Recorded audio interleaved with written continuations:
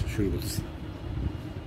আমরা গত ক্লাসে তো প্রায় ইলেকট্রন বিন্যাস পর্যন্ত দেখলাম যে একটা মৌলের ইলেকট্রন বিন্যাসটি করে লিখতে হয়, তার মধ্যে কিছু ব্যতিক্রম দেখছিলাম, তাই না?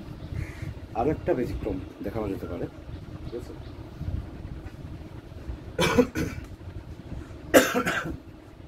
গত ক্লাসে একটা নীতি বলছিলাম, আফবাউ নীতি।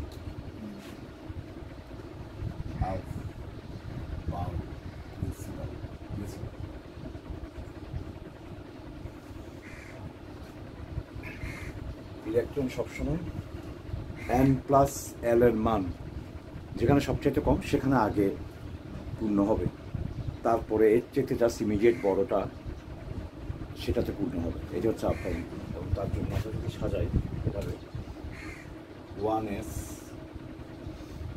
2s 3s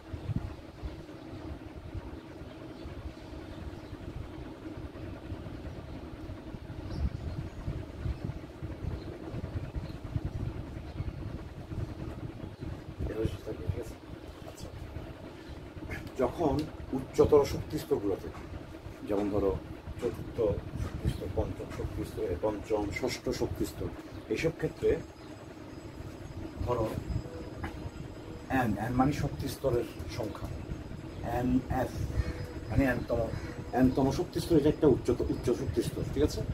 nতম শক্তিস্তরে f অরবিটাল আর তার আগের শক্তিস্তরে d অরবিটাল। বুঝতে পারছো? n যদি 6 হয় তাহলে n - 1 মানে 5। f মানে f s p d f। আচ্ছা, nতম শক্তিস্তরে f অরবিটাল, মনোযোগ দিয়ে শুনো, আর তার আগের শক্তিস্তরে d অরবিটাল। এদের মধ্যে উচ্চতর শক্তিস্তরগুলোতে n এর মান যদি বড় হয়, মানে 5 6 7 এরকম হয়, তখন এদের মধ্যে শক্তির পার্থক্য এত কম হয় যে অনেক সময় আমরা দেখবো যে f এ যাওয়া উচিত ছিল না গিয়ে d তে, আফবাউ নীতি অনুসারে f এ যাওয়া উচিত ছিল না গিয়ে d তে চলে যাবে। এরকম একটা ব্যতিক্রম হয় অনেক সময়, ঠিক আছে? যেমন গত ক্লাসে ব্যতিক্রম দেখছিলাম যে d এর মধ্যে যদি 5টার কাছাকাছি অথবা 10টার কাছাকাছি ইলেকট্রন পূর্ণ হয়, তখন 5টা বা 10টা করতে চাই, মনে আছে তো না? সেক্ষেত্রে দেখছিলাম কপার ক্রোমিয়াম এই ব্যতিক্রমটা করে। আর এক্ষেত্রে হচ্ছে যে 5টা 10টার জন্য না, উচ্চতর শক্তিস্তরগুলোতে কোনো একটা শক্তিস্তরে f অরবিটাল আর ঠিক তার আগের শক্তিস্তরের d অরবিটালের মধ্যে শক্তির পার্থক্য খুব কম হওয়ায় কোনো কোনো মৌলে f এ আগে যাওয়া উচিত ইলেকট্রন, সেটা d তে গিয়ে চলে আগে পূরণ করবে। তার একটা ব্যতিক্রম, আফবাউ নীতি অনুসারে f এ যাওয়ার কথা ছিল, কিন্তু সেটা দেখা যাবে যে d তে গেছে, তার আগে শক্তিস্তরে d তে গেছে, ঠিক আছে? এরকম একটা মৌল হচ্ছে ল্যান্থানাম, LA। সম্ভবত 59 হচ্ছে তার পারমাণবিক সংখ্যা। তবে আফবাউ নীতি অনুসারে তার লিখতে থাকি, তার ইলেকট্রন বিন্যাস লেখার চেষ্টা করি। কি হবে? প্রথমত 1s2 2s2 2p6, 10টা চলে গেল। তারপর 3s2 3p6, স্যার 59 এ হচ্ছে যে আরেকটা 4s2 এক মিনিট 3p6, ল্যান্থেনিয়াম হচ্ছে 57। 57 সরি, ওকে। এতদিন পর্যন্ত করে ফেলছি আমি। এখানে কয়টা গেছে? 10টা 12 18 26 26 চলে গেছে, ঠিক আছে? পর্যন্ত না 26 চলে গেছে, ওকে। কতটুকু গেছে? 4s2। এরপরে 3d তে আসবে, 3d10 4p2 4p2 P2 কেমন P6 4p6 এক মিনিট, 26 আমি পরপর করে লিখছি। এখানে একটু জায়গা আমার দরকার, প্রথম থেকে শুরু করি আবার, হ্যাঁ? নিচ থেকে শুরু করি। 1s2 2s2 2p6 3s2 3p6 তারপর 3D 3d আগে 4s2 পূর্ণ হয়ে তারপর 3d10 পূর্ণ হবে, ঠিক আছে? কয়টা হয়ে গেছে এখানে? 26টা না 10 8 36 8 30টা 10 12 18 তো 28 30 3d পর তো আর নাই, 3f তো নাই, এখন f আসবে। 4s2 তো এগুলো লিখে ফেলি আমরা আগে। 4s2 পরে 4p 4d আগে লিখে ফেলি, তারপর উপরে লিখবো। 4s2 পরে আপন অনুসারে কোথায় যাবে? 3d তে যাবে, গেছে। 3d পরে 4b তে আসবে, 4p6 পূর্ণ হবে। কয়টা ছিল যে 30টা না? হ্যাঁ তাহলে 36টা হয়েছে। 4p পরে 4d 4f লিখতে হবে। তারপর হচ্ছে যে 4p পরে যাবে কিন্তু 5s 5s2 যাবে, তাই ধরো কত হয়েছে? 38টা। তারপর 5s এর পর আসবে 4d তে 4d10, তারা 48টা। তারপর 4d10 এর পর আসবে 5p 5d আমার 6 5d 5f 6s পর্যন্ত লিখতে হবে। কত ছিল? একটু বড় বড় বেশি পারমাণবিক সংখ্যা মৌল তো 48 মনে আসতো না। এখান থেকে 4d এর পরে কত পূর্ণ হবে? 4d এর পর 5p 5p6 কয়টা হয়েছে? 54টা আর 3, তাই না? 5p6 তারপর কত হবে? 6s2 এরপর 4f1 এই সাথে এই 56টা হয়ে গেছে। 4f এ একটা যাবে, তাই না? 4f এ একটা যাবে না?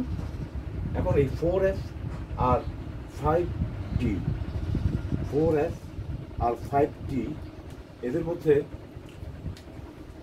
4f আর 5d এর মধ্যে শক্তির পার্থক্য এত কম যে এটা 4f1 এ না গিয়ে 5d1 এ গিয়ে বসে থাকবে। হওয়া উচিত ছিল 4f1, এটা না হয়ে 5d1 এ গিয়ে বসে থাকবে। এটা সাধারণত হয়েছিল না? তাহলে স্যার উপরেরটা n minus 1 into d না হয় n plus n minus 1 n, ঠিক আছে? n minus 1 আর n মানে কোন একটা উচ্চতম শক্তি স্তরের d অরবিটাল আর তার ঠিক আগের শক্তি স্তরের f অরবিটাল, এরা প্রায় কাছাকাছি। উচ্চতর ক্ষেত্রে এরকম হবে। তাহলে এরকম একটা ব্যতিক্রম দেখলাম, এটা পরীক্ষা আসার সম্ভাবনা কম, তারপরেও জেনে রাখতে পারো তুমি, এই আর কি। তাহলে 3 ধরনের ব্যতিক্রম, 2 ধরনের ব্যতিক্রম ঘটে 2 কারণে। একটা হচ্ছে ডি অরবিটাল অর্ধেক বা পূর্ণ, মানে 5টা বা 10টা পূর্ণ হওয়ার কাছাকাছি হলে তখন সেখানে 5টা বা 10টা পূর্ণ হতে চাই, সেক্ষেত্রে আলফা মাল্টিপ্লাই করে। আর হচ্ছে উচ্চতর শক্তি স্তরে কোনো একটা শক্তি স্তরে ডি অরবিটাল আর ঠিক তার ঠিক আগের শক্তি স্তরের এফ অরবিটালের মধ্যে শক্তির পার্থক্য খুব কম। এফে যাওয়ার কথা ছিল আগে, না গিয়ে ডিতে চলে যায়, এর উচ্চ শক্তি স্তরে ডিতে গিয়ে পৌঁছে। এই হচ্ছে ল্যান্থনামের ইলেকট্রন বিন্যাস। তো আমাদের মোটামুটি পদার্থের গঠনের যে পরমাণুর গঠন, এটার বেসিক অংশগুলো কিন্তু শেষ হয়ে গেছে। এরপরে সম্ভবত এই চ্যাপ্টারের মধ্যে আছে পারমাণবিক ভর, আণবিক ভর, এই বিষয়গুলো, ঠিক আছে? আশা করতেছি।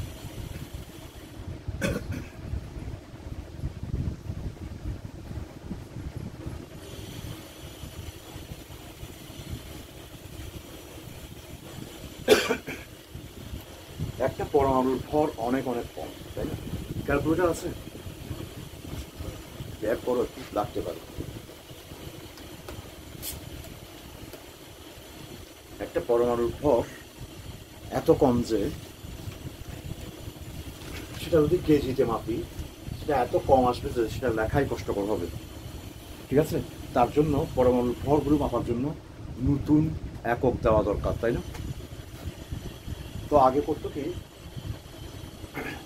আচ্ছা তাহলে আমরা কি দেখি আমাদের পরমাণুর ভর কি বিষয়ের উপর নির্ভর করবে? একটা পরমাণুর ভর, পরমাণুর কেন্দ্রে আছে ইলেকট্রন, প্রোটন আর নিউট্রন, আর তার চারপাশে শক্তি স্তরগুলোতে ইলেকট্রন আছে। ইলেকট্রনের ভর অনেক অনেক কম, প্রোটন আর নিউট্রনের তুলনায় প্রায় 2000 গুণ কম ইলেকট্রনের ভর। তাহলে ইলেকট্রনের ভর আসলে পরমাণুর ভর টোটাল ভরে খুব একটা বেশি প্রভাব ফেলে না। মেনলি পরমাণুর ভরটা, ভরের সংখ্যাটা আসে মূলত প্রোটন আর নিউট্রনের ভর থেকে। ঠিক আছে, কতগুলো ইনফরমেশন এখানে বইয়ে থাকবে, আমার হয়তো এখন মনে নাই, তুমি দেখে একটু বলতে পারবে একটা প্রোটনের ভর কত কেজিতে? প্রোটনের ভর কি এমপি দিয়ে রাখা হয়? পাবে তুমি? হ্যাঁ, 1.673 into 10 was 673 into 10 to the power minus 27 kg. KG. তারপর ইলেকট্রনের ভর, ইলেকট্রনের ভর হচ্ছে 9.109 into 10 into the power minus 31 kg. অনেক কম, দেখছো?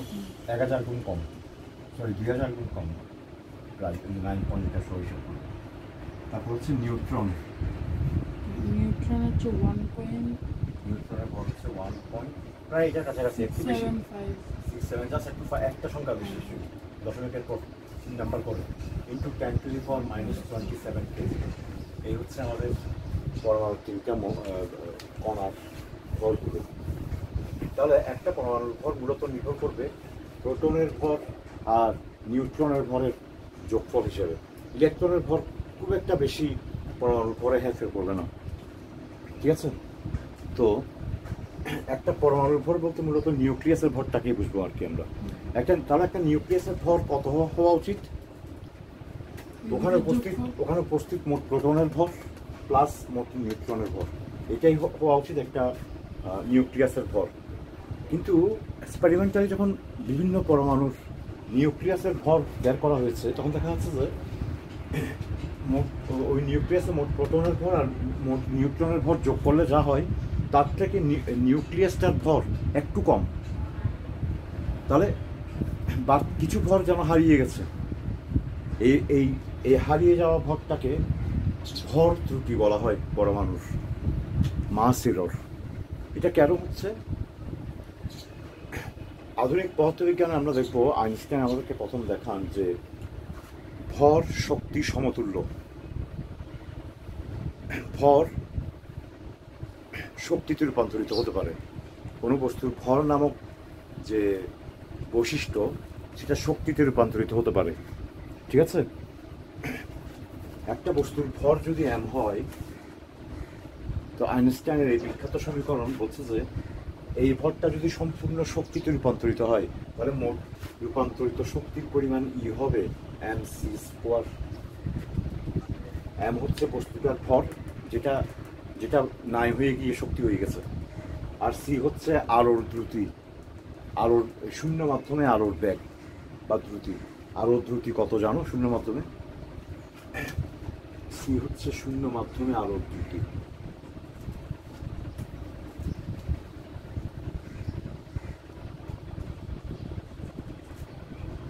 is equal to 3 into 10 to the power 8 metre per second. এক সেকেন্ডে 3 লক্ষ কিলোমিটার। কিলোমিটার হিসাব করলে 3 into 10 to the power 5 kilometre per second. বুঝতে পারছো? একটা সেকেন্ডে 3 লক্ষ কিলোমিটার চলে যায়। এই বিশাল ব্যাগ, সেটা আবার স্কোয়ার, তার সাথে বস্তুর ভর গুণ করলে যা হবে, ওই বস্তুর ভরকে যদি সম্পূর্ণ শক্তিতে রূপান্তরিত করা যায় এই পরিমাণ বিশাল শক্তি আমরা পাবো। এখান থেকে আসলে পারমাণবিক বোমাতে বিস্ফোরণে কী পরিমাণ শক্তি উৎপন্ন হবে এটা প্রথম ক্যালকুলেট করা গেল এই সূত্র থেকে। ঠিক বুঝতে পারছো? ওকে, তো বিষয়টা হচ্ছে যে এখানে এই সূত্রে এখানে কোথায় আসতেছে বলছি, পরমাণুতে যে প্রোটনগুলো আছে, নিউট্রনগুলো আছে, প্রোটন নিউট্রনের মধ্যে একটা বন্ধন আছে না, বুঝতে পারছো? কোন বন্ধন বলতো? প্রোটনগুলো তো পরস্পরকে বিকর্ষণ করে দূরে সরিয়ে পড়ার কথা, কেন্দ্রে থাকার কথা না। তাহলে নিউট্রন প্রোটনের মধ্যে একটা বল সাপ্লাই করছে, প্রোটন আর নিউট্রনের মধ্যে ওই বিকর্ষণ, তড়িৎ বিকর্ষণ বলের চেয়ে অনেক অনেক গুণ শক্তিশালী একটা বল প্রোটন আর নিউট্রনের মধ্যে ক্রিয়া করে, ঠিক আছে? তাহলে এখানে একটা বলের কারণে একটা শক্তি ক্রিয়া করে, তাই না? এই শক্তিটা কোত্থেকে আসে? এই শক্তির জন্য ওই প্রোটন এবং নিউট্রনের ভরের কিছু অংশ সেই শক্তিতে রূপান্তরিত হয়ে যায়। এজন্য নিউক্লিয়াসের ভরটা একটু কম পাই আমরা, বুঝতে পারছো? কারণ প্রোটনের ভর আর নিউট্রনের ভরের কিছু অংশ বন্ধন শক্তি হিসেবে রূপান্তরিত হয়ে যায়। এজন্য নিউক্লিয়াসের ভর ইজ লেস দেন, সামান্য কম, মোট ওই নিউক্লিয়াসে উপস্থিত মোট প্রোটনের ভর প্লাস মোট নিউট্রনের ভর। এমনি ইনফরমেশনটা বললাম, এটা বইও থাকবে বলতে দেখিও, ঠিক আছে? আচ্ছা, এখন তাহলে এই যে আমাদের এই এগুলো, এই কণাগুলো, এগুলোর ভর এত কম যে, তাহলে এইগুলো এই কেজি দিয়ে যদি আমি পরমাণুর ভর মাপি, এটা অনেক ছোট হয়ে যাবে না? তাহলে এরকম ক্ষুদ্র ভরগুলো মাপার জন্য আমাদেরকে একটা নতুন একক দিতে হবে, ঠিক আছে? একটা হাইড্রোজেন পরমাণুর ভর কি হবে? আচ্ছা, 1 মিনিট কি করে আমি, তার একটা হাইড্রোজেন পরমাণুর ভর মূলত তার নিউক্লিয়াসের ভর। তার নিউক্লিয়াস শুধু একটা প্রোটন আছে, তার মানে একটা হাইড্রোজেন পরমাণুর ভর হচ্ছে এত কেজি, তাই না? ঠিক আছে? তাহলে এখন পারমাণবিক ভরের যে নতুন একক, যেটাকে পারমাণবিক ভর একক বলা হচ্ছে, অ্যাটমিক মাস ইউনিট।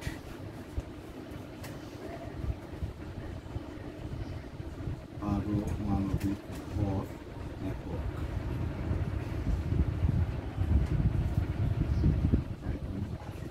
মাস ইউনিট, সংক্ষেপে AMU, বা শুধু ইউই বলে, ইউনিট শুধু ইউ বলে, ঠিক আছে?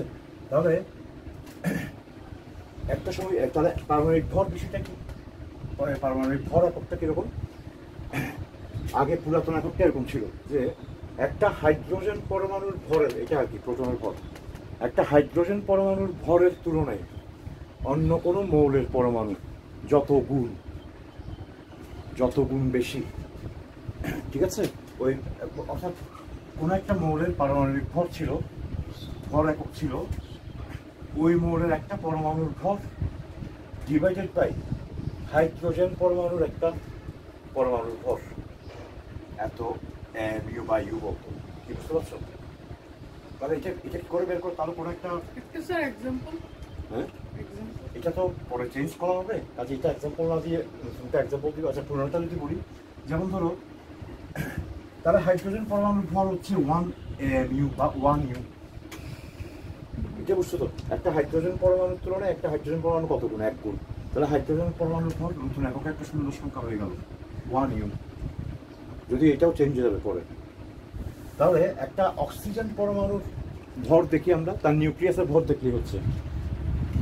তার নিউক্লিয়াসে কয়টা ইয়ে থাকবে? হ্যাঁ, 8টা প্রোটন আর 8টা নিউট্রন। তাহলে তার নিউক্লিয়াসের ভর হচ্ছে 8 ইন্টু কত, 1.673 into 10 to the power -27 plus 8 into নিউট্রনের 1.675 ইন্টু 10 টু দি পাওয়ার -27, এত কেজি। এটা হচ্ছে একটা অক্সিজেন পরমাণুর ভর মোটামুটি, যদিও এখান থেকে একটু কম, কারণ ওই যে বন্ধন শক্তি হিসেবে কিছু কমে গেছে আর কি, যাই হোক সেটা আমরা বিবেচনা করলাম না। ডিভাইডেড বাই একটি হাইড্রোজেন পরমাণুর ভর 1.67 ইন্টু 10 টু দি পাওয়ার -27, এত ইউ। তাহলে এটা হবে অক্সিজেন পরমাণুর ভরের নতুন একক। স্যার আমরা হাইড্রোজেনের সময় নিউট্রনটা হচ্ছে না, হাইড্রোজেন নিউট্রন আছে, এই জন্য একটু হাইড্রোজেন হচ্ছে সেই মৌল যার পরমাণুতে শুধু একটা প্রোটন আছে, কোনো নিউট্রন নেই, মনে বলছো না? ও হ্যাঁ, জানতেন নি নাকি? হচ্ছে একটা প্রোটন একটা না, যেরকম অক্সিজেন নিউট্রন কেন লাগে? কখন নিউট্রন আসবে? যখন প্রোটন একাধিক থাকবে, একটা চেয়ে বেশি, তারা পরস্পরকে বিকর্ষণ করে যাতে দূরে সরে যেতে না পারে, এই জন্যই নিউট্রনটা ওখানে থাকতেছে। তাহলে একটা প্রোটন সে তো আর কারোর সাথে বিকর্ষণ করবে না, আর এই নিউট্রনেরও কোনো প্রয়োজন নেই, এবং অপ্রয়োজনীয় নিউট্রন সেখানে নাইও। কি বুঝতে পারছো? ওকে, তাহলে ক্যালকুলেটারে বের করতে পারবে এটা? পারো ক্যালকুলেশন করতে নাকি? তাহলে দেখা হচ্ছে কি এটা প্রায় হচ্ছে 16.009। তাহলে বুঝতে হবে কোন একটা পরমাণু, পারমাণবিক ভর, মৌলের পারমাণবিক ভর একক বলতে কি বোঝাচ্ছে? দেখো, একটা অক্সিজেন পরমাণুর ভর এমনিতে ইন্টু 10⁻⁻27 কেজি, এগুলো অনেক ছোট, কিন্তু এই এককে এটা একটা বড় সংখ্যায় পরিণত হলো 16 ঠিক আছে? তাহলে এভাবে আগে পারমাণবিক ভরগুলোকে মাপা হতো এই নতুন এককে। তো এগুলোকে এখন এই যে আমরা বললাম যে একটা এগুলো আগে এক্সপেরিমেন্টালি বের করতো। তখন তো একসময় প্রোটনের ভর, ইলেকট্রনের ভর, নিউট্রনের ভর এগুলো মানুষের জানা ছিল না। তখন কোন একটা অক্সিজেনের পারমাণবিক ভর বের করার জন্য কি করতে হবে? হাইড্রোজেনের তুলনায় কতগুলি, তাই তো? পারমাণবিক ভরের সংখ্যা ছিল তখন। তাহলে হাইড্রোজেনের সাথে অক্সিজেনের, হাইড্রোজেন ঘটিত কোনো যৌগ বা হাইড্রোজেন নিজের সাথে অক্সিজেন ঘটিত কোনো যৌগ বা অক্সিজেন নিজের বিক্রিয়া ঘটিয়ে দেখতে হবে কত কত অনুপাতে বিক্রিয়া হচ্ছে। এভাবে বিক্রিয়া ঘটিয়ে সেখান থেকে এক্সপেরিমেন্টালি অক্সিজেনের পারমাণবিক ভর, বিভিন্ন মৌলের পারমাণবিক ভর হাইড্রোজেনের সাথে বিক্রিয়া ঘটিয়ে বা হাইড্রোজেনের যৌগের সাথে বিক্রিয়া ঘটিয়ে বের করা হতো। কিন্তু হাইড্রোজেন তো সবার সাথে বিক্রিয়া করে না, তাই না? আমরা দেখবো, তুমি যদি পর্যায় সারণী পড়ো, যদি তাহলে তুমি জানবে যে হাইড্রোজেন একটা ক্ষার ধাতু, মানে ক্ষারধর্মী, তার ক্ষার ধর্মই প্রাধান্য পায় বেশি, অর্থাৎ সে অধাতুর সাথে বিক্রিয়া করতে চায় বেশি। কথাগুলো বুঝতেছো কিনা আমি জানি না আসলে। যেমন ক্লোরিনের সঙ্গে সে বেশি বিক্রিয়া করতে চাইবে, কিন্তু অন্য ধরনের একটা ধাতু যেমন সোডিয়ামের সঙ্গে সে সহজে বিক্রিয়া করতে চাইবে না। ঠিক আছে? তাহলে সমস্যা হচ্ছে যে হাইড্রোজেনের সাপেক্ষে যদি আমি পারমাণবিক ভরটা নির্ণয় করি, যেমন সোডিয়ামে, তার পারমাণবিক ভর নির্ণয় করতে পারবো না আমি এক্সপেরিমেন্টালি, কারণ সোডিয়ামের সাথে হাইড্রোজেনের তেমন কোনো যৌগই উৎপন্ন করতে পারবো না। তাহলে আমাদেরকে এমন একটা মৌল বাছাই করতে হবে যে আসলে দুই দিকেই বিক্রিয়া করতে পারে সবার সাথে, তাই না? ক্ষারধর্মী ধাতুগুলোর সাথেও বিক্রিয়া করতে চাই, আবার অধাতুগুলোর সাথেও বিক্রিয়া করতে চাই, এরকম মাঝামাঝি অবস্থানে কেউ আছে কিনা। এরকম মৌল হচ্ছে কার্বন। ঠিক আছে? কার্বনের পরমাণুতে, একটা পরমাণুতে 6টা প্রোটন এবং 6টা নিউট্রন আছে। নর্মাল যে কার্বনের আবার আইসোটোপ আছে। আইসোটোপ কি আমরা পরে দেখবো। তো নর্মাল কার্বন পরমাণুতে হচ্ছে 6টা প্রোটন আর 6টা নিউট্রন আছে। তাহলে ইলেকট্রন বিন্যাস কি? আচ্ছা, এখানে একটা কথা বলি, এই ফিগারগুলো না পুরোপুরি মানে আমরা কাছাকাছি নিচ্ছি, অ্যাকুরেট ফিগার না, তাই না? আচ্ছা, এগুলো মুছে ফেলি।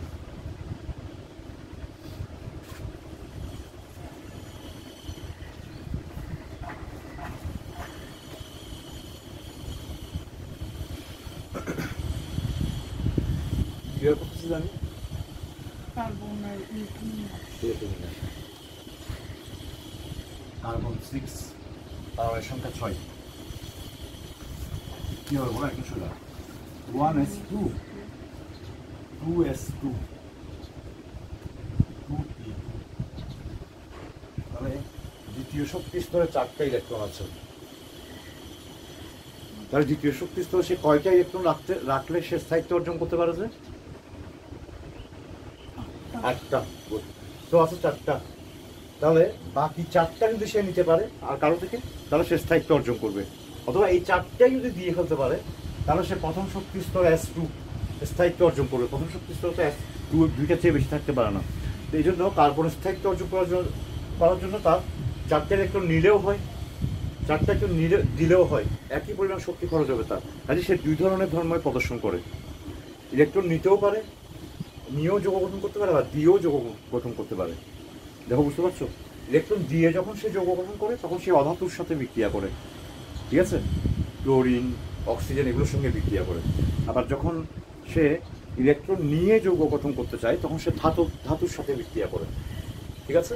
তাহলে কার্বন মৌলটা যেহেতু সব ধরনের মৌলের সাথে বিক্রিয়া করতে পারে, মৌলের যৌগের সাথে বিক্রিয়া করতে পারে। কাজে কার্বন পরমাণুর সাপেক্ষে যদি আমি কোনো পদার্থের পারমাণবিক ভরটা নির্ণয় করতে চাই, তাহলে সেটা এক্সপেরিমেন্টালি নির্ণয় করা সহজ হবে। বুঝতে পারছো? তাহলে প্রথম দিকে পারমাণবিক ভর মাপা হতো হাইড্রোজেনের একটা পরমাণুর সাপেক্ষে, পরবর্তী থেকে চেঞ্জ করে কার্বনের একটা পরমাণু 12/1 সাপেক্ষে। কার্বনের একটা পরমাণু মোটামুটি হাইড্রোজেনের একটা পরমাণুর 12 গুণ, তাই না? কারণ সেখানে 6টা নিউট্রন আছে আর 6টা হচ্ছে তোমার প্রোটন আছে। তাহলে একটা হাইড্রোজেনের পরমাণু ভরের তুলনায় কার্বনের পরমাণুর ভর 12 গুণ। তাহলে আমরা যে পারমাণবিক ভর আগে মাপছি সেটা তো হাইড্রোজেনের ভরের তুলনায়। এটা সমতুল্য করতে গেলে কার্বনের ভরের তুলনায় মাপলে কি সমতুল্য হবে? কার্বনের ভর তো 12 গুণ বেড়ে গেছে, তাহলে ওইটা 12/1 করতে হবে, তাই না? কি বুঝতে পারছো? তাহলে নতুন পারমাণবিক ভর এককটা হচ্ছে AMU, হচ্ছে একটি কার্বন পরমাণুর ভরের 12/1। ঠিক আছে?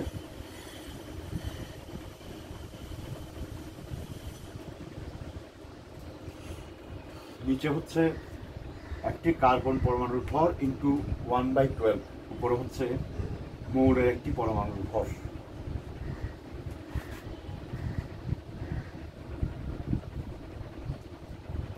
এই অনুপাতটা পাশে ইউ এই এককটার নাম। ঠিক আছে? দেখো, বুঝতে পারছো? আচ্ছা, তাহলে এটা কত আমাদেরকে একটু বের করতে হবে। একটা কার্বন পরমাণুর 12/1 কত হচ্ছে? এখানে বোধহয় ডিরেক্ট ডাটা দেওয়া আছে, না, আরো ক্যালকুলেশন করে বের করতে হবে। দেখো তো একটু, আমার না ফিগারগুলো মনে থাকে না, বুঝলি? তাহলে আমরা দেখলাম যে এই নিচেরটা একটি কার্বন পরমাণুর ভরের 12/1 কত হচ্ছে? 1.661 ইন্টু 10⁻27 কেজি। এটাকে বলা হচ্ছে 1U, এই আধুনিক 1U। আগে হাইড্রোজেনের সাথে এটা বাদ। খেয়াল করো, এটা প্রোটনের ভর থেকে কম, অর্থাৎ একটা হাইড্রোজেন পরমাণুর ভর থেকে কম। অথচ একটা কার্বন পরমাণুতে 6টা প্রোটন আর 6টা নিউট্রন আছে। তাহলে নিউট্রনের ভরগুলো বেশি না? তাহলে যোগ করে 12/1 করলে তো অন্ততপক্ষে প্রোটনের ভর থেকে বেশি হবে। কমে গেছে কেন দেখি, উত্তর দিতে পারে? তুমি চিন্তা করো তো। বন্ধন শক্তিতে ব্যয় হয়ে গেছে। যত বেশি ইলেকট্রন তত বেশি বন্ধন শক্তি তাদের মধ্যে অ্যাপ্লাই করতে মোটের উপর কমে এসছে। এটা এক্সপেরিমেন্টালি বের করার ছিল উপায় নেই। কাজে তুমি যদি কার্বন পরমাণু প্রোটন আর নিউট্রনের ভর যোগ করে পেতে, এটার থেকে বেশি পেতে। কি বুঝতে পারছো? ওকে, আমি ওইটার জন্য একটু, যেমন তোমার মনে প্রশ্ন আসতে পারে যেটা একটু কম হলো কেন, ওইটার জন্য আমি বন্ধন শক্তি কতটা করছি। সো দেন আমরা এখন থেকে আরগুলো যোগ করে বের করার দরকার নেই, এইটাকে মনে রাখবো। যদি প্রশ্ন এরকম তোমাদের আসে আর কি, এখন তো বোধহয় তোমাদের সামনে বোধহয় লিখিত পরীক্ষা হতে পারে, তো দেন মনে রাখতে হতে পারে এগুলো। আমি এমনি লিখতেছি না, ঠিক আছে? এখন আর সেই সিস্টেমটা থাকবে না যেহেতু। কাজে এখন তোমাকে ওই মনে রাখার দিকে ইয়ে করতে হবে, এগুলো কত, এগুলো প্রশ্ন আসতেই পারে। যেমন সবাই হয়তো বা ইলেকট্রন বিন্যাস নিয়ে ব্যস্ত থাকবে, স্যাররা হয়তো দেখতে চাইবে যে এগুলো মনে রাখছে কিনা তারা। তাহলে এই জিনিসগুলো হয়তো তুমি পরীক্ষার আগে তোমার মেমোরাইজ করে নিয়ে যেতে হবে। 1U কত ইম্পর্টেন্ট মনে রাখতে হবে, এগুলো কোনটা কত মনে রাখতে হবে। আচ্ছা, তাহলে এখন আমরা যদি একটা উদাহরণ দেখি, এখানে বইয়ে থাকবে। তাহলে একটা কার্বন পরমাণুর ভর হবে 12U, তাই না? একটা কার্বন 12 পরমাণুর ভর হবে 12U। দেখো, বুঝতে পারছো পারমাণবিক সংখ্যা যতগুলো। তাহলে একটা কার্বন পরমাণুর ভর সংক্ষেপে 12U লিখতেছি আর কি, এই ডিরেক্ট যোগ করি। কার্বন পরমাণুতে কি আছে? তাহলে একটা কার্বন পরমাণু মানে এই যে ইউ এককে বা অ্যাটমিক মাস ইউনিট এককে একটা কার্বন 12 পারমাণবিক সংখ্যা 6। এখানে কি লিখবো আমরা? একটা মৌলের, আচ্ছা, একটা মৌলকে লেখার, এটা অবশ্য পরবর্তী চ্যাপ্টারে মনে হয় আছে। একটা মৌলের এখানে নিচে লিখবো পরমাণু সংখ্যা। কোন একটা যৌগ গঠনে কতগুলো পরমাণু আছে সেটা ডান পাশে নিচে লেখা হয়, বাম পাশে উপরে লেখা হয় ভর সংখ্যা। মানে হচ্ছে কি, ভর সংখ্যা কি জানো এগুলো? না, এগুলো আলোচনা করিনি আমি। কোনো একটা মৌলের ভর সংখ্যা হচ্ছে তার প্রোটন সংখ্যা প্লাস নিউট্রন সংখ্যা। ভর নয়, ভর সংখ্যা। নাম্বার অফ মাস, নাম্বার কয়টা, ভর সংখ্যা যখন বলবে বুঝতে যে একটা কয়টা বোঝাচ্ছে। মানে কয় KG no no no no মানে যেরকম 2 কেজি না না না না না, একটা কার্বন পরমাণুতে কেন্দ্রে 6টা প্রোটন আছে আর 6টা নিউট্রন আছে, তাহলে ভর সংখ্যা হচ্ছে 12। কয়টি আছে ওটা কত কেজি নয়, কত কেজিতে ইনটু 10⁻27 এগুলো চলে আসবে। কোন মৌলের ভর সংখ্যা হচ্ছে, হ্যাঁ এগুলো আগে জানতে হবে, আমি তো মনে হচ্ছে এগুলো জানো, আমার খেয়াল করতে হবে না। তাহলে কোনো মৌলের পারমাণবিক সংখ্যা মানে হচ্ছে ওই মৌলে মোট প্রোটনের সংখ্যা, প্রোটনের ভর নয়, টোটাল প্রোটনের ভর নয়, প্রোটনের সংখ্যা কয়টা প্রোটন আছে এটাকে তার পারমাণবিক সংখ্যা বলা হয়।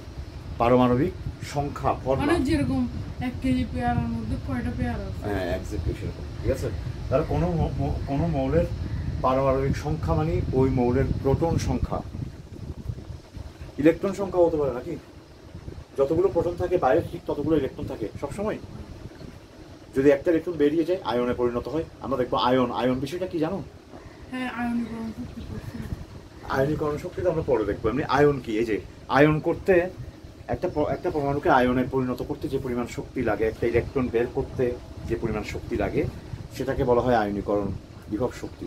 আমরা পরে দেখবো সেগুলো। আয়ন মানে হচ্ছে একটা পরমাণুতে এমনিতে যতগুলো প্রোটন থাকবে কেন্দ্রে, তার বাইরে ঠিক ততগুলো ইলেকট্রন থাকবে। এজন্য পরমাণুটা সামগ্রিকভাবে কিন্তু চার্জ নিউট্রাল হয়ে যাবে, তাই না? চার্জিক্যালি নিউট্রাল হয়ে যাবে, তড়িৎ নিরপেক্ষ হয়ে যাবে, কারণ প্লাস মাইনাস কাছাকাছি যাবে। প্রোটন আর ইলেকট্রনের ভর ভিন্ন, ভিন্ন মানে কি অনেক ভিন্ন, 2000 গুণ কম। এটা তুমি হিসাব করে দেখো, অনুপাত নিয়ে দেখো 2000 হচ্ছে কিনা, বা 1800 সামথিং হবে, একটু দেখো ক্যালকুলেটারে কত গুণ। এই যে বলছি ইনফরমেশনগুলো চেক করে দেখো। তাহলে ক্যালকুলেশন করে দেখা গেল যে একটা প্রোটনের ভর একটা ইলেকট্রনের ভরের প্রায় 1836 গুণ, ঠিক আছে? এত গুণ বেশি ভারী প্রোটন। মানে এখন তাহলে যেটা বলছিলাম যে একটা স্বাভাবিক পরমাণুতে যতগুলো কেন্দ্রে যতগুলো প্রোটন থাকে, বাইরে ঠিক ততগুলো ইলেকট্রন থাকে। কিন্তু কোনো কারণে যদি একটা ইলেকট্রন বেরিয়ে যায়, যৌগ গঠনের সময় আমরা রাসায়নিক বন্ধনে দেখব, এই যে সোডিয়াম ক্লোরাইড যৌগটা, এগুলো তো তোমরা ক্লাস 8-এও কিছুটা পড়েছিলে। তাহলে যখন কোনো একটা পরমাণু থেকে একটা ইলেকট্রন বেরিয়ে যায়, তখন কেন্দ্রে কিন্তু প্রোটনের সংখ্যা আগের মতোই আছে, প্রোটন কিন্তু বেরোয় না। তাহলে নিউট্রন একটা বেরিয়ে গেল, তাহলে কি আগের মতো কি এটা চার্জ নিরপেক্ষ আছে? তাহলে কী ধরনের চার্জ ওখানে প্রবণতা পাচ্ছে? ধনাত্মক চার্জ নাকি ঋণাত্মক চার্জ?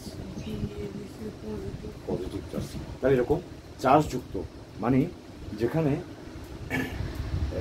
পরমাণুর সংখ্যা প্রোটনের সংখ্যা নিউট্রনের সংখ্যা সমান নয়, সেই ধরনের চার্জযুক্ত পরমাণুকে আয়ন বলা হয়, ঠিক আছে? আয়ন। হ্যাঁ আয়ন আরেকটা থাকে তো, আয়ন আরেকটা হচ্ছে মানে বিপরীত নেগেটিভ হলে আরেকটা। বুঝছি তুমি নামগুলো, হচ্ছে সম্ভবত অ্যানোড ক্যাথোডের কথা বলছো। হ্যাঁ হ্যাঁ হ্যাঁ। কোথায় অ্যানোড আর কোথায় আয়ন, আর ওইটা তো পরের কথা। এটা আমরা রাসায়নিক বন্ধন এগুলো দেখবো। হ্যাঁ ক্লাসে অ্যানোড তো ভালো করে ছিল না, অ্যানোড আর ক্যাথোড ছিল, আয়ন একটু করে ছিল, সামান্য ছিল। হ্যাঁ তাহলে আয়ন বুঝছো, মনে থাকবে এগুলো। এগুলো আগে বেসিক কনসেপশনগুলো না থাকলে আবার এগুলো আমি এটা খেয়াল করি নাই, তুমি আগে পারমাণবিক সংখ্যা কি এগুলো চিনতে হবে। তাহলে পারমাণবিক, তাহলে আমি কি ইলেকট্রন সংখ্যা দিয়ে পারমাণবিক সংখ্যা হিসাব করা সেফ, নাকি প্রোটন সংখ্যা দিয়ে পারমাণবিক সংখ্যা হিসাব করা বা সংখ্যা দেওয়াটা সেফ? কারণ ইলেকট্রন চেঞ্জ হতে পারে আয়নের ক্ষেত্রে, কিন্তু একটা আয়নযুক্ত পরমাণু হোক স্বাভাবিক পরমাণু হোক, তার কেন্দ্রে সবসময় যতগুলো প্রোটন থাকার কথা ততগুলোই থাকে। তাহলে পারমাণবিক সংখ্যা হওয়া উচিত একটা মৌলের একটা পরমাণুতে যতগুলো প্রোটন থাকে সেই সংখ্যাটা হচ্ছে তার পারমাণবিক সংখ্যা। আবার সেখানে নিউট্রনও থাকে, তাহলে এই নিউট্রনের সংখ্যা আর প্রোটনের সংখ্যা মিলে যতগুলো হয়েছে কণিকা, ঠিক আছে, যতগুলো কণিকা তার নিউক্লিয়াসে আছে, এই সংখ্যাটাকে ভর সংখ্যা, মাস নাম্বার, পারমাণবিক ভর বা ভর না, ভর সংখ্যা বলা হয়। কোনো মৌল প্রতীককে বড় হাতের অক্ষর দিয়ে লেখা হয়, তারপর তার বাম পাশে নিচে পারমাণবিক সংখ্যাটা লেখা হয়, বাম পাশে উপরে ভর সংখ্যাটা লেখা হয়। দেখো বুঝতে পারছো? ডান পাশে উপরে চার্জের পরিমাণ লেখা হয়, যেমন একটি স্বাভাবিক পরমাণু চার্জ নিরপেক্ষ, চার্জ শূন্য। আর নিচের পরমাণুর সংখ্যা কোনো একটা যৌগে ওই মৌলের কয়টা পরমাণু আছে সেটা নিচে লেখা হয়, নিচে ডান পাশে নিচে লেখা হয়। যেমন আমি যদি লিখি H2, কি বোঝাচ্ছে? হাইড্রোজেন দুটো। হাইড্রোজেন কি দুইটা পরমাণু, দুইটা হাইড্রোজেনের দুইটা পরমাণু। কি বুঝতে পারছো কথাটা? মানে একটা যৌগ, হাইড্রোজেনের একটা যৌগ, এটা একটা যৌগ বোঝাবে, তখন সেই যৌগের ওই মৌলের কয়টা পরমাণু আছে ওইটা বোঝাবে। তাহলে একটা মৌলের কোন পাশে কোনটা কি লেখা হয়, এখানে থাকবে কি পরমাণুর সংখ্যা, যৌগ, ওই যৌগের মৌলটা পরমাণুর সংখ্যা। ঠিক আছে, ওকে।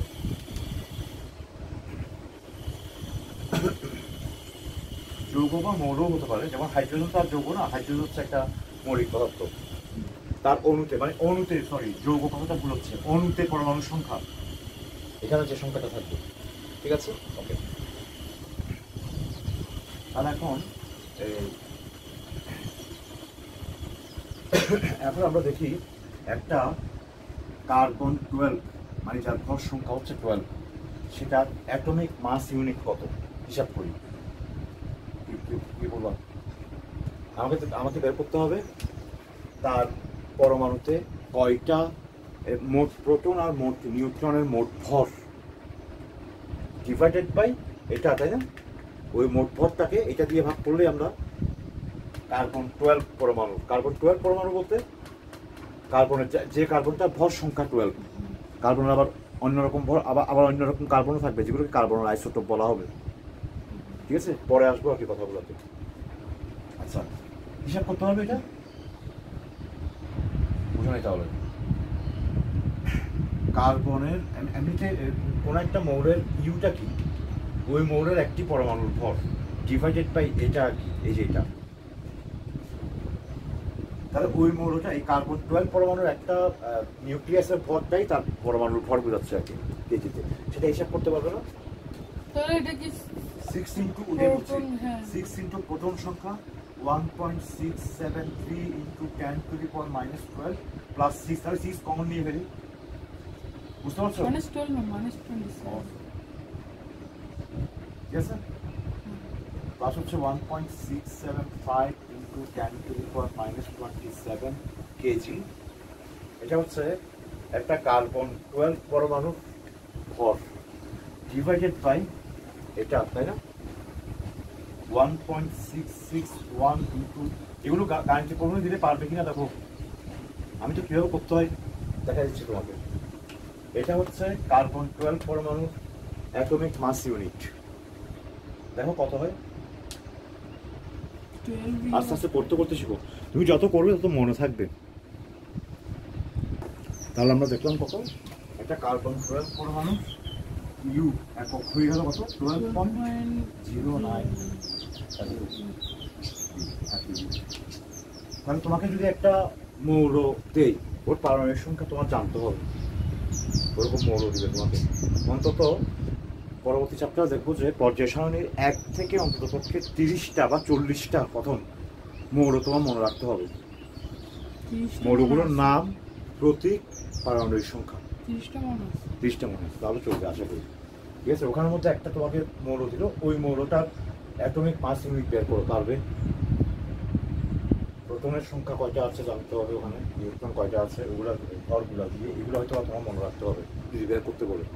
তো এরকম ক্যালকুলেশন করতে দিলে তোমার এগুলো এগুলো এগুলো এবং এটা মনে রাখতে হবে, এই চারটা। 1 ইউ সমান কত কেজি, একটা প্রোটনের ভর কত কেজি, একটা ইলেকট্রনের ভর কত কেজি, এটা তো আমার লাগবে না, অন্তত প্রোটন আর নিউট্রন মনে রাখতে হবে। প্রোটন মনে থাকলে নিউট্রন মনে থাকবে, জাস্ট 3-এর জায়গায় 5। ঠিক আছে, আচ্ছা। তাহলে একটা পরমাণুর পারমাণবিক ভর বের করতে পারবে তো? ঠিক আছে, বেসিক্যালি তো এটাই না, এটাই মানে এই পদ্ধতি। দেখো, বুঝতে পারছো? যতগুলো প্রোটন আছে ওটা ইনটু দিয়ে আসলে বেসিক্যালি এটাও না, কারণ আমি বলেছিলাম যে কি, এটা হবে যে নিউক্লিয়াসটার ভর, কার্বন পরমাণু নিউক্লিয়াসটার ভর ডিভাইডেড বাই এটা। কিন্তু আমি তো করছি কি, প্রোটনের ভর আর নিউট্রনের ভর যোগ করছি, বন্ধন শক্তির জন্য কিছু কমে গেছিল না? তাহলে আমাকে যদি, এবার শুনো তাহলে, আমাকে যদি নিউক্লিয়াসের ভরটা দিয়ে দেয়, একটি কার্বন নিউক্লিয়াসের ভর এত, তাহলে আমি আর এগুলো হিসাব করবো না, তখন ওই নিউক্লিয়াসের ভর ডিভাইডেড বাই এটা। আর আমাকে যদি পরমাণুটার নিউক্লিয়াসের ভরটা দিয়ে না দেয়, এক্সপেরিমেন্টালি যে ভরটা বিজ্ঞানীরা বের করেছে ওটা দিয়ে না দেয়, তখন প্রোটনের ভর তোর আমাকে জানতে হবে যে কয়টা প্রোটন কয়টা নিউট্রন, তখন আমাকে এইভাবে করতে হবে। নিউক্লিয়াসের মধ্যে আমার কিছুই করতে হবে না, কিছু করতে হবে না, ওটা আবার এটা বরং ওই যে সোজা হবে তখন। ঠিক আছে, এই। আচ্ছা বুঝতে পারছিস?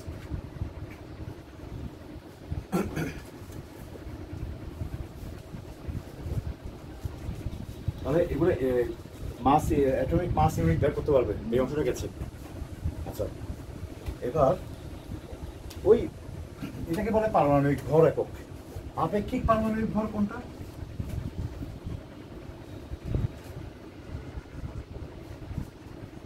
আপেক্ষিক পারমাণবিক ভর জাস্ট ইউটা না দিলে সেটাই আপেক্ষিক পারমাণবিক ভর।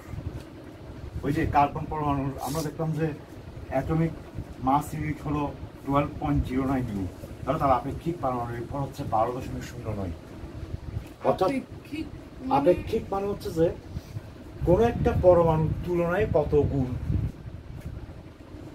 কোন বস্তুর আপেক্ষিক ভর, ভর যেটা কত গুণ বোঝাচ্ছে, কত গুণ ওই সংখ্যাটা বোঝাচ্ছে। যেমন এর ভর ওর দ্বিগুণ, তবে 2 দ্বিগুণ কি 2 কেজি হবে নাকি? না 2। তাহলে আমি যখন কত গুণ এটাকে বলবো সেটাকে বলা হচ্ছে আপেক্ষিক পারমাণবিক ভর। আপেক্ষিক পারমাণবিক ভর আর কিছু না, ইউটা লিখবো না জাস্ট। আমাকে যদি কেয়ারফুল থাকবে তো আমাকে যদি আপেক্ষিক পারমাণবিক ভর বের করতে বলে তাহলে আমি ওভাবে করে এসে ইউ লিখবো না পাশে। আর যদি বলো যে পারমাণবিক ভর নির্ণয় করো তাহলে অবশ্যই ইউ লিখতে হবে পাশে। ঠিক আছে? আচ্ছা এখন ধরো আণবিক ভর কি করে বের করবো? আণবিক ভর কি ওই একটা ওই ওই নিচের ইউটার তুলনায় কত 1.661 × 10⁻⁻27 কেজি, ওটার তুলনায় একটা অণুর ভর কত গুণ, ওটাকে বলা হচ্ছে তার আণবিক ভর। অর্থাৎ একটি অণুর ভর ডিভাইডেড বাই অত কেজি পাশে ইউ, এটা হচ্ছে আণবিক ভর। একটা করে দেখালে? হ্যাঁ অবশ্যই করে যাচ্ছি। সাপোজ ধরো পানি, এখন তুমি কি সংকেত লিখতে পারো? এই একটা সমস্যা করছে আমার মেয়েটা ওরকম সংকেতে লিখতে পারো না ঠিক মতো। এখন হ্যাঁ ওইটা পারবে না। তাহলে এখন তোমাকে যদি একটা যোগ দেয়, রাসায়নিক বন্ধনগুলো শিখতে হবে আমাদের থেকে। একটা কিভাবে যোগের নামকরণ করতে হয়, নামকরণটা কিভাবে করতে হয় এবং কিভাবে সংকেত লিখতে হয়। ঠিক আছে? এখন ধরো তোমাকে তো এটা লিখে দিবে না, আমি আর লিখে দিচ্ছি, তোমাকে একটা যৌগ বলবে, ওইটা তোমাকে আগে সংকেত লিখতে পারতে হবে, তারপর তুমি আণবিক ভর বের করতে পারবে। তাহলে দেখো একটা পানির অণুর সংকেত হচ্ছে H2O, অর্থাৎ এটা একটা অণু, পানির অণু। এখানে 2টা হাইড্রোজেন পরমাণু আছে আর একটা অক্সিজেন পরমাণু আছে। তাহলে এখন এই অণুটার মোট ভর কি হবে? এই অণুটার মোট মাঠ। তাহলে আমরা কি করব, আমরা কি বের করতেছি একটা অণুর আণবিক ভর। আণবিক ভর হবে এর অণুতে উপস্থিত মোট পরমাণুগুলোর পারমাণবিক ভরের যোগফল। বুঝতে পারছো? একটা অণুর ভর মানে কি ওর পরমাণুগুলোর মোট ভর। তাহলে হাইড্রোজেনের পারমাণবিক ভর কত? 1 ইউ। ওই এগুলা যখন আমাকে এগুলো বলে দেবে না, এগুলো আমরা করবো কি জাস্ট পূর্ণ সংখ্যায় আণবিক ভর পূর্ণ সংখ্যায় প্রকাশ করলে তোমার খুব একটা বেশি সমস্যা পড়বে না। যেমন হাইড্রোজেনের হচ্ছে 1, তাহলে কয়টা আছে? 2টা, সো 1 × 2 প্লাস অক্সিজেনের কত? অক্সিজেনের 8 16। কি বুঝতে পারছো? অক্সিজেন কি 16 ইউ? 16 পয়েন্ট সামথিং পয়েন্টটা বাদ দিচ্ছি। 8টা প্রোটন 8টা নিউট্রন, তাহলে একটা হাইড্রোজেনের পরমাণুর প্রায় 16 গুণ। এটা আর কি, এটা তো হাইড্রোজেন পরমাণুর ভরের কাছাকাছি, এটা প্রায় 16 গুণ। শুধু পূর্ণ সংখ্যাটা লিখতে হচ্ছে 16 2 18। দেখো তো ওই আণবিক ভর কি করে ক্যালকুলেট করেছে। কার্বন তো একটা মৌল, তার তো আণবিক ভর হবে না। CO2। হ্যাঁ কার্বন ডাই অক্সাইড, এখানে অক্সিজেনের 2টা পাই, এটা একটা যৌগ কার্বন গ্যাস। এটার আণবিক ভর লিখতে পারবো না আমরা। একটা কার্বন পরমাণুর পারমাণবিক ভর হচ্ছে প্রায় 12, পূর্ণ সংখ্যাটা লিখলাম, প্লাস অক্সিজেন ছিল যে 16 প্রায়, তাহলে 16 × 2 সমান 32 আর 12 44। এটা হচ্ছে কোনো একটা মৌলের আপেক্ষিক, কোনো একটা অণুর আপেক্ষিক আণবিক ভর। ঠিক আছে, দেখো বুঝতে পারছো? ওকে, তাহলে পারমাণবিক ভর আণবিক ভর কীভাবে ক্যালকুলেশন করতে হয় আমি বললাম, বাসায় গিয়ে তোমাকে কিন্তু প্র্যাকটিস করতে হবে। ওকে, আচ্ছা, এবার চলে আসি আমরা আইসোটোপ বিষয়টাতে। 9টা 15 দেখে যাবে, দেখে দিতাম তাহলে। আচ্ছা ঠিক আছে তাহলে।